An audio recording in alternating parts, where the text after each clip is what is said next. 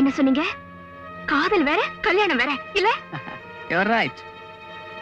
காதலுக்காக பாடலாம் பாடலாம் எப்படி வேணாலும் கூத்தடிக்கலாம் இல்ல? One more point. Fight கூட பண்ணலாம். அப்போ உங்க கணக்குப்படி கல்யாணத்துக்கு முன்னாலேயே நான் கலங்கமானவன் இல்ல? You're perfectly right. எனக்குன்னு ஒரு இழிச்ச வாயம் கிடைக்காமலா போயிடுவான்.